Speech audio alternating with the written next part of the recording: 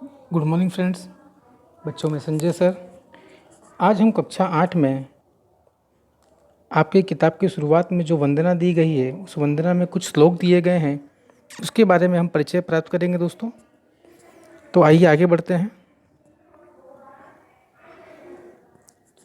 जय जय है भगवती सुर भारती, तव चरणों प्रणाम, नाद ब्रह्ममयी जय वागीश्वरी, शरणम ते गच्छाम। इसका मतलब दोस्तों ये होता है, हे भगवती सरस्वती, जय हो, हम आपके चरणों में को प्रणाम करते हैं। हे नाद ब्रह्मयुक्त वाणी की देवी, जय हो, हम आपकी शरण में आए हुए। देखिए दोस्तों, यहाँ पर लिया है जय जय है भगवती सुर भारती, तव चरणों प्रणाम, यानी कि हे भगवती सरस्वती, जय हो, हम आपके चरणों को प्रणाम करते हैं। नाद ब्रह्ममयी जय वागीश्वरी, शरणम ते गच्छाम, हे नाद ब्रह्मयुक्त वाणी की देवी, जय हो, हम आपकी शरण में आए हुए। दूसरा देखते हैं दोस्तों, त्वमसि शरण्या त्रिभुवन धन्या, सूर्यमुनि वंदित चरणा, नवरस मधुरा कविता मुखरा, स्मित रुचि रुचि भरना। इसका मतलब होता है, हे देवी सबको शरण देने वाली, तीनों लोक में धन्य देव और ऋषि जिनके चरणों में वंदन करते हैं,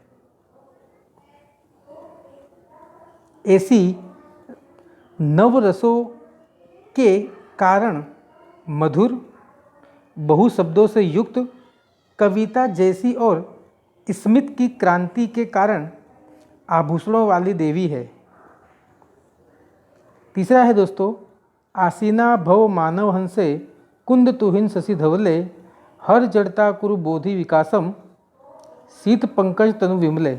इसका मतलब होता है दोस्तों, कुंद पुष्प हिम और चंद्र जैसी श्वेत वर्णा है, देवी मन रूपी हंस पर विराजमान हो, श्वेत कमल जैसे निर्मल शरीर वाली हो, देवी अज्ञान को हर ले और बुद्धि का विकास करें।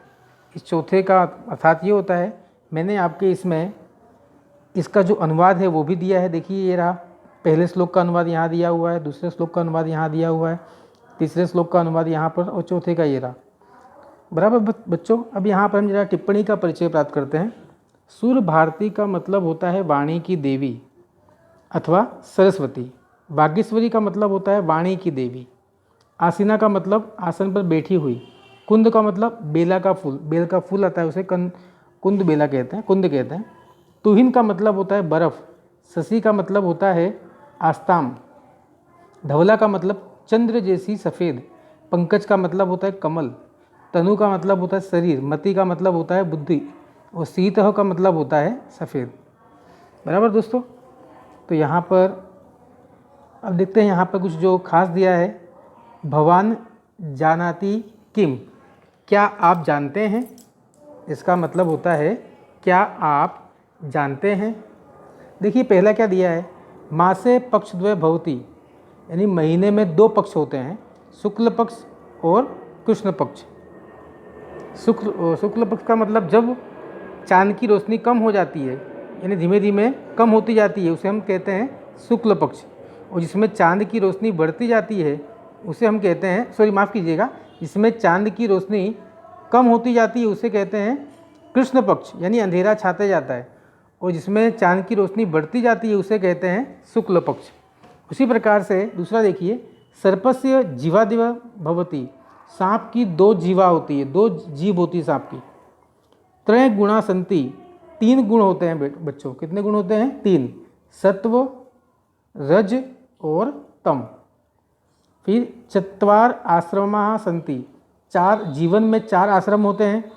एक है ब्रह्मचर्याश्रम, दूसरा है गृहस्थाश्रम, तीसरा है वानप्रस्थाश्रम और चौथा है संन्यास आश्रम। यानी जीवन चार भागों में बटा हुआ है। इन चार आश्रमों में से सभी को गुजरना पड़ता। आगे देखते हैं, चत्वारः पुरुषार्थ संति, चार प्रकार के पुरुषार्थ हैं, धर्म, अर्थ, काम और मोक्ष।